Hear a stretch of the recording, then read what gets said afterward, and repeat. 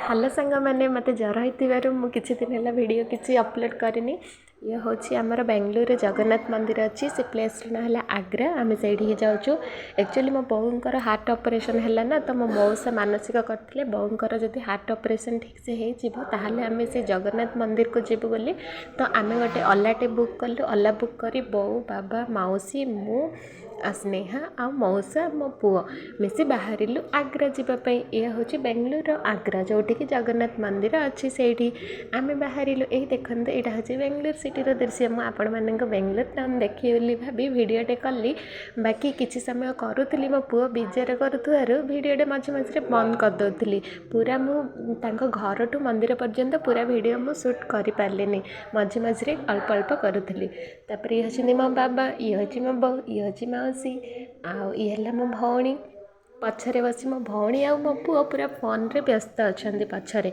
दुई जन जाक आरंभ शेष पर्यंत केवल मोबाइल धरी ही बसुंट बिल्कुल भी क्या सहित कथा होना कि फोन को देखुना आम फोन को देखुना निजे निज फोन को देखिए बसुंट देखते मो भौणी केमती पछरे बसी पूरा भुतुणी परी कला ड्रेस को चुटी खोलिक पूरा तलू मुँह कर बसी कहले से रागिज बाकी मुझे मजारे कहीदे से बहुत सुंदर है से भुतुणी नुह तो गेलारे कौच भुतुणी आपण मैंने किए कहेनि है मो बो फोन धरला कहला मुझे समस्त देखी भिडियो कहला मुझे दुसिली समस्ते दुसिलु बाकी मो पु देखागला से कहला ना तलू मुँह करी मो फोन रे मो भिडियो देखी कार्टून मु क्या सहित कथा हेबार ना मु क्या फोन देखार नहीं कहला ये हूँ अंडरग्राउंड रास्ता माने ओभर ब्रिज तले दे आम जाऊँ मंदिर को है तो यहाँ हूँ से मंदिर को जीवा रास्ता आम बाहरी कार बुक करी कार रे आम जाऊँ देखा जाऊ रास्ता केते दूर अच्छे आम तो जानू प्रथम थर पर आसुचु ये मंदिर बहुत थर बेंगलुरु आसिलु बाकी ये मंदिर के आसी नु हाँ थे मो बाबा आसते आ बो भी आसला बाकी मुझे जाई नथी मंदिर को आज प्रथम थर पर जाऊँगी सेटा भी मो मौसा जोगु से कहले नाई नाई मानसिक करी मैंने पूरण करदे भल चल आसीज तो पलैया थे मंदिर बुली जावा एटा आम गाँ को फेरिया पूर्व दिन भिडटा तो बाहर गोटे गाड़ीटे बुक करी मो मौसी सान झीर एग्जाम थी हेतु सी आसी पारानी सी कॉलेज जाइए आम बड़ झी आम सब आसमें कहनु छटटा को कि आम जाऊँ आज मंदिर कही से एग्जाम छाड़ी दौड़ी पड़ा आसता आम सहित मंदिर बुलायापी से एग्जाम को खातिर न करी बुलायापी पड़ा से कहनु ये हूँ बेंगलुरु दृश्य देखते केते सुंदर सुंदर बिल्डिंग गुड़ा अच्छी पूरा काचर झरका गुड़ा होती यहाँ हूँ ब्रिज एटा केते सारा बाइक जाऊँगी देखते यहाँ तो पूरा सर्टकट रास्तार आम जाऊँ देखते केते सुंदर बिल्डिंगटा है सब ये खाली ग्लास रे ही तैयारी झरका कबाट सब ये ग्लास रे ही तैयारी देखिले लगुच जमी गोटे काचर सुंदर घर टे किए खेलनारे तैयारी कर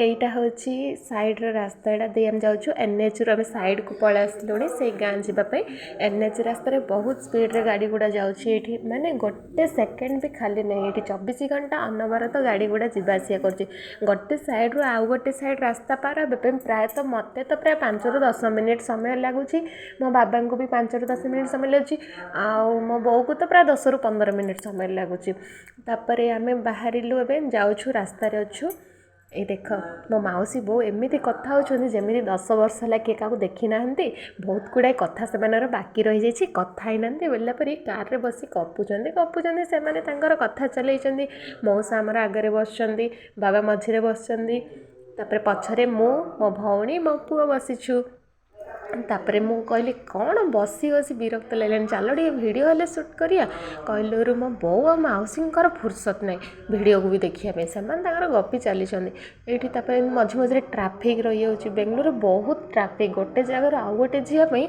देखो जदि तुमको लगे 10 मिनिट बाकी जावाई लगे घंटाटे कहीं ट्राफिक बहुत ये ट्राफिक जो कड़े जावाक विरक्त लगे मैंने चली चली पलैब मनीष बाकी गाड़ी घोड़े जदि जीव ना अधिक टाइम ये लगुच है तापर मो देह टी असुस्थ जो थंडा ज्वर टी विरक्त लगुला गपियापी कौन कथा तो मुझे मोर बसी पछरे बसी बसी भी कौन करी मो फोन तो मो पुओ देखुची मोबाइल कार्टून गुड़ा मुझे कौन करी कही मुझे सुट करूँ मो बो मैंने बसी मुझे पहुँची गलु सेमिति मंदिर ये देखो यहाँ हूँ जगन्नाथ मंदिर बेंगलुरु आग्रा बोली से प्लेस ना यहाँ हूँ 22 पाहाच ताहार मुझे 22 पाहाच गोटे गोटे पाहाच चढ़ी चढ़ी ऊपर को जाऊँगी मंदिर पाखे पहुँची गली ହେଇଗଲାଣି ଆଉ ଅଳ୍ପ ଟିକେ ଦୂର ଅଛି ଆପଣମାନଙ୍କୁ କାଳିଆ ଦର୍ଶନ କରାଇବା ପାଇଁ।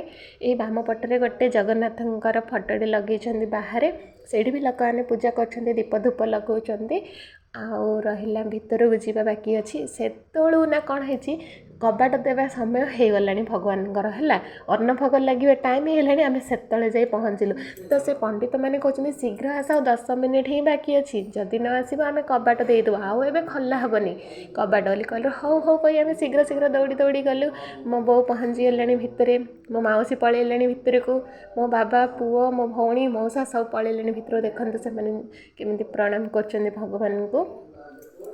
ମଉସା, ମାଉସୀ, ବୋଉ, ବାବା ସବୁ ସେଇଠି ଭଗବାନଙ୍କୁ ପ୍ରଣାମ କରି ମୁଣ୍ଡିଆ ମାରୁଛନ୍ତି। ମୁଁ ମୋର ଚାରିଆଡ଼େ ଭିଡ଼ିଓ ସୁଟ୍ କରିବାରେ ଲାଗିଛି, ବାକି ଭିଡ଼ିଓ ସେଠି ମନା, ଭିଡ଼ିଓ ଫଟୋ କାଢ଼ିବା ପାଇଁ, ବାକି ମୁଁ ସୁଟ୍ କରିଦେଉଛି। ଗୋଟେ ପଣ୍ଡାଟେ ଦେଖିକି ମୋତେ କହିଲେ, ଏଇ ଏଠି ଲେଖା ହେଇଛି ପୁରା ଓଡ଼ିଆରେ ମନା, ତୁମେ କ'ଣ ଜାଣିପାରୁନ ଭିଡ଼ିଓ ସୁଟ୍ କରୁଛ? କହିବାରୁ ମୁଁ ସଙ୍ଗେ ସଙ୍ଗେ ଭିଡ଼ିଓ ପଜ୍ ମାରିଦେଲି। ପୁଣି ଥରେ ସେ ପଣ୍ଡାଟେ ଭିତରକୁ ଗଲାରୁ ମୁଁ ପୁଣି ଥରେ ଭିଡ଼ିଓ ଷ୍ଟାର୍ଟ କରିଦେଲି। ତାପରେ ମୋ ମାଉସୀ ଏଠି ତୁଳସୀ ଆଣି ଦେଉଛି, ତୁଳସୀ ପତ୍ର ସମସ୍ତଙ୍କୁ। ମୋ ବୋଉ ଯାଇଛି ତୁଳସୀ ଆଣିବା ପାଇଁ ଆଉ ଚନ୍ଦନ ଲଗାଇବା ପାଇଁ।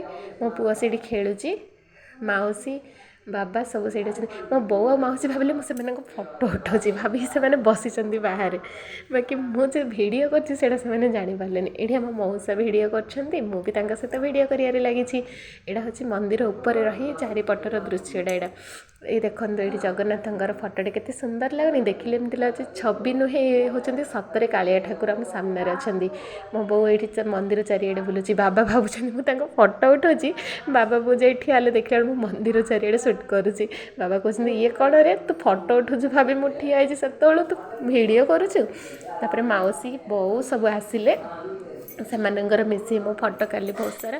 ମଉସା ଆଗରେ ଚାଲିଲେ, ବାବା କହୁଛନ୍ତି ହଉ ଚାଲ, ମନ୍ଦିରର କବାଟ ପଡ଼ିଗଲାଣି, ଏବେ ଆଉ ଖୋଲା ହେବନି, ଆଉ ଥରେ ସନ୍ଧ୍ୟାରେ ଆଳତି ଦର୍ଶନ ସମୟରେ ଖୋଲା ହେବ କହିଲେ, ତ ହଉ ଚାଲ ପଳେଇବା ଗଲୁ। ଏମାନେ କ'ଣ ଏଠି ଠିଆ ଦେଖୁଛନ୍ତି, କହିଲାବେଳେ ସେଠି ଦୁଇଟା ପଥରର ସିଂହ ଅଛି।